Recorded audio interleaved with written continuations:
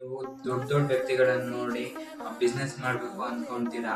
ಆದ್ರೆ ನೀವು ಒಂದ್ ಮರ್ತೋಗ್ತೀರಾ, ಇವ್ರು ಬರೀ ಅವ್ರ ಟ್ಯಾಲೆಂಟು ಮತ್ತೆ ಅವರ ಫೋಕಸ್ ಇಟ್ಕೊಂಡು ಆ ಲೆವೆಲಿಗೆ ರೀಚ್ ಆಗಿಲ್ಲ. ಅದ್ರ ಜೊತೆ ಸ್ವಲ್ಪ ಕ್ಯಾಪಿಟಲ್ಲು ಹಾಕಿದ್ದಾರೆ. ಕ್ಯಾಪಿಟಲ್ ಇನ್ವೆಸ್ಟ್ಮೆಂಟು ಇವರೇ ಮಾಡಿಲ್ಲ, ಇವ್ರ ಫ್ಯಾಮಿಲಿ ಅವರು ಇವರಿಗೆ ಇನ್ವೆಸ್ಟ್ಮೆಂಟ್ ಕೊಟ್ಟಿದ್ದಾರೆ. ಅಂದರೆ ಇಲಾನ್ ಮಸ್ಕ್ ಅವರ ಅಪ್ಪ ತುಂಬ ದೊಡ್ಡ ಬಿಸ್ನೆಸ್ ಮ್ಯಾನು. ಅವರೇ ಮೊದಲು ಇಲಾನ್ ಮಸ್ಕಿಗೆ ಒಂದು ಆ್ಯಪ್ ಡೆವಲಪ್ ಮಾಡೋದಕ್ಕೆ ದುಡ್ಡು ಕೊಟ್ಟಿದ್ದು. ಜೆಫ್ ಬೆಜೋಸ್ ಅವರು ಅವರ ಅಪ್ಪ ಅಮ್ಮನಿಂದ $1,300,000 ಅಂದರೆ 2,30,00,000 ಹಣನ ಆಗಿನ ಕಾಲದಲ್ಲಿ ಅಮೆಝಾನ್ ಶುರು ಮಾಡೋದಕ್ಕೆ ತಗೊಂಡಿದ್ರು ಅವ್ರ ಪೇರೆಂಟ್ಸಿಂದ.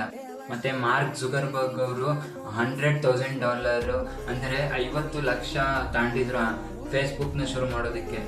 ಮತ್ತು ಬಿಲ್ ಗೇಟ್ಸ್ ಅವರ ಅಮ್ಮ ಬಿಸ್ನೆಸ್ ಕನೆಕ್ಷನ್ನು ತುಂಬ ಚೆನ್ನಾಗಿತ್ತು ಮತ್ತು ಅವ್ರ ಅಪ್ಪನೂ ಲಾಯರ್ ಆಗಿದ್ರು.